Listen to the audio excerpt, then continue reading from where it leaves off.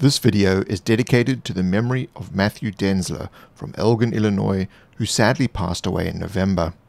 He referred to the tabletop crafters who knew him well as his family. To them he was the embodiment of the spirit and camaraderie of our community. A sharp wit, a keen desire to share knowledge, and a warmth and respect to those who knew him admired. His friends amongst us have asked that you share your crafts on December the 7th on the Tabletop Crafters Guild Facebook page using the hashtag CraftersStrong. Celebrate a true artist and crafter as only we can. Go forth and craft.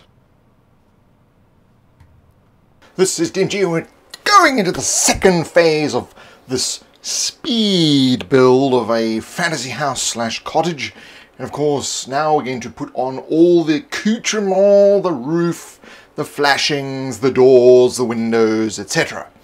And there's a lot that's going to happen in this episode, so stick around, will ya?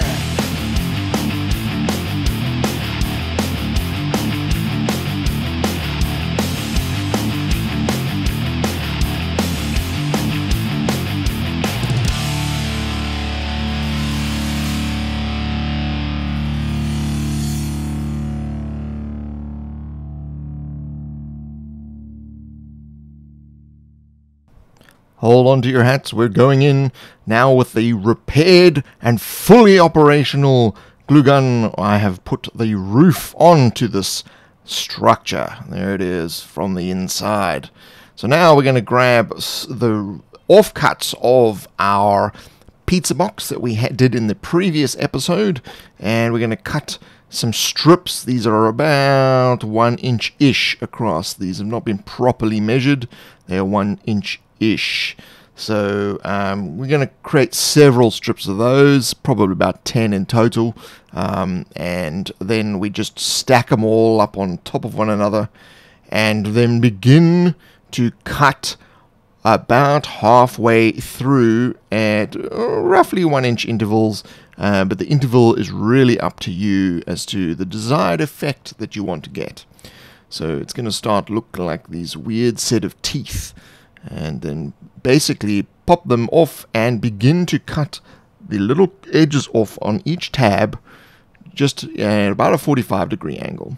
Now you can continue doing this all the way through, and I will show you a different method you can try as well on some later ones.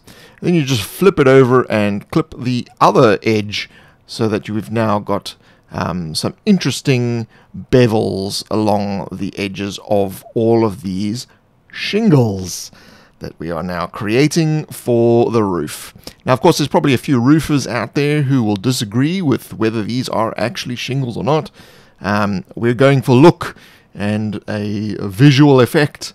It may not be 100% accurate as a roofing shingle, but, you know, I'm working with a speed build here. You'll also notice I'm crimpling it a bit just to give it a little bit of texture and, you know, a different feel to it, so it's not 100% straight.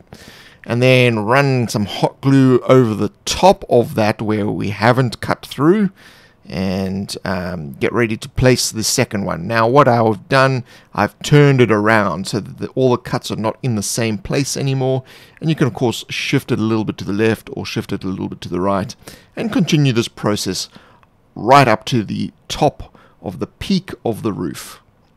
So effectively you're building up all the shingles along here.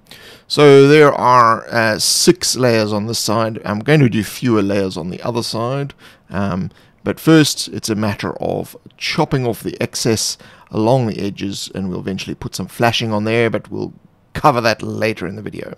So here you go, there's 6 there, and we're not going to do as many. The problem I've hit is the damn glue gun is beginning to do its old tricks again. So we're going to have to get another one. So here I'm just going to show you can basically begin to cut these things individually instead of all as a group, and you can do the cuts at various different angles to achieve different effects. And what you can also do, other than just clipping off the edges as here, you can go through and make some of the tabs a little bit shorter than others by just going through and shortening them every second or third one to your desired taste. And then you can either go through or not go through and clip the corners so that you get a better variety. Of course, this will take slightly longer than doing them all at the same time, cutting each of the individual layers. You're going to have to do several of these. So this is why I essentially just did 4 for the other side, just as a demonstration of a different technique. So there we go, lay down some hot glue, and you can see now this glue gun is not squeezing out the glue the way it should. So we've really come to the end of its usefulness. I'm just going to use the last bit there to stick on this layer of shingles, and I'm going to try to squeeze out some more, but it's failing big time. Really, hey, caramba, all that surgery for nothing. The 17, 18 times I would do that. Anyway, we've got a smaller version that's wireless, cordless glue gun, and we're going to attempt to continue on the build with the same thing. Just swap it in there. Yep, I had to go out and buy another one. So I accidentally cut through one of these, so just putting those two together and continuing on the shingles up the side. Of course, these two sides will look slightly different because there's a different number of layers and I've used a different technique, but this is just a demonstration of this entire build, so, live with it!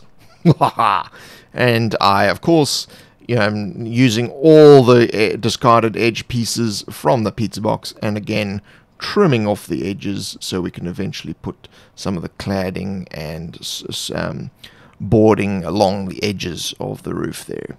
And then just clipping off the top edge as well. Now, if you want to have a look at how some thatching can be done, check out the Crafting News, the link in the top right corner, and you can get a wonderful tutorial on how to do some thatching for your build. Of course, it will take longer than what I've done here. So then we're just going to randomly stack a whole bunch of lollipop sticks around and then use some magic to gather them together. And what I'm going to do is going to use this for the flashing the boards across the sides of the roof, and I'm going to mark where I'm going to cut so that I get all the angles nice and right and correct when I use my super duper scissors. And as I've said before, you push it as far back as you can in the super duper scissors, and that will help you cut without breaking the lollipop sticks. Of course, using super cheap lollipop sticks also helps. And then I'm just going to use the ones I've already cut as templates to then cut additional ones for the other side of the building. So hopefully you're staying with me at this point, and you can see the magic beginning to happen as I clip off the pieces that are going to be discarded and then hot glue down the side that needs to be pasted on the side of the building, stick that down, and do the same for the opposing side. Using this new hot glue gun, I've got to get used to it, and I discovered I bought one that has not got the same size glue sticks as the one I'm using, so I've got to go and buy another one. But there you go, that's the lack of planning. And of course we flip over the building and do the flashing on the other side as well. Of course, this is not the be-all and end-all of this video. As you've noticed the length of the video, this goes on for considerably longer. So now we're going to do some of the siding here, and hot glue down the side. We've clipped off the edge to make it straight, the top of the lollipop stick, and you'll see I'm leaving this little edge. It's going over the edge, and I'm going to do exactly the same thing on the other side after having clipped off the circular piece at the top of the lollipop stick. And then I'm going to lop off the ones that are going over the edge of the base of the building. And then again with a clipped lollipop stick, I'm going to apply this flashing right up against the other one, and that's why we let it go over the edge slightly. You can see it sort of sticking over the edge there, and again applying this siding board to all of the corners. So we're going to do this again on the other side. Same thing, just lopping off the curved pieces of the lollipop sticks and sticking them on the sides, and then lopping off the excess. And of course then we now have some of this great side boards and the flashing to the roof, and we have not yet finished. We are going to do some more. So again, lopping off the ends of the lollipop sticks. We're now going to get into full swing of this build now. It's getting there, it's getting there. So we're just going to do several of these because we're going to need a few. And we'll just continue building along. So at the peak of the roof now, we are going to apply down one side and let it stick up a little bit above the ridge. We're going to apply the lollipop sticks. Obviously, we've lopped off the edges as you saw before. And if it sticks over, that's not a problem. We will just cut that once the glue has cured. And again, on the other side, the opposing side. And this forms the cap of the roof. Doesn't matter if it's super straight unless you are trying to be extremely exact. This is a medieval fantasy building. So, of course, it's not going to be 100% perfect. But, you know, this is a speed build. We're trying to get this done quickly. So I'm just using a mini to kind of figure out how big a mini will be, marking where a door would be, and then running lines of hot glue and sticking some of these lollipop sticks as segment of the main wall. So the main wall is segmented, and there will be a door between those segments there. And, of course, lopping off the excess lollipop sticks. You've got to love a lollipop. Everyone loves a lollipop. So now we're going to do some of the support beams across the side. Of course, there would be some internally if this was an actual structure. But here, using just the measurement of the full length, and then using a smaller one from an offcut to measure the rest that's required, and pushing it down so that we have one continuous board. And just repeat the same process on the other side. Just go back and forth, flipping this building over and over. Again, using an offcut, just measure how much we need, lop off the curve, and plop it down. And you can go to town on this. You can really begin to build your own sort of style, your own kind of look and motif to what the structure actually looks like. I mean, this is sort of an internal support beam to support that angle of the triangle on this side and the other side of the roof. And again, you know, same process. Pre-measure it, draw it with your marker or your texture or your pen, or your pencil, your 2B pencil, your number 2 pencil, as I've been told it's called in the US of A, and, you know, build up the model as you see fit. This is just how I would like to do it, and really here, this is just how you apply things to get it to the look that you want.